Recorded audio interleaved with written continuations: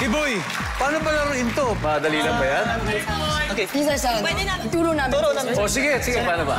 Basic mo tayo first yung backhand throws. Backhand. So, yung pag-grip ng this is 4 fingers sa ilalim. And then, nakaklip lang yung big thumb natin. And then, if you're right-handed, so right foot, magko-cross tayo dito. So, ganito lang siya.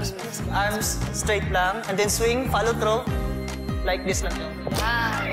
Sir, ikaw magka-catch.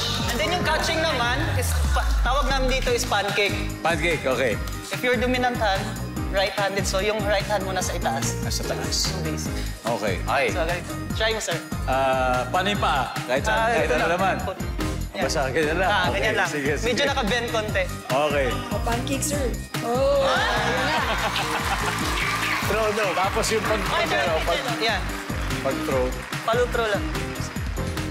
Yun. Ang layo. Oh. Ang saya. Sir, pasok na kayo. Pasok na. Yan, pwede na suotin.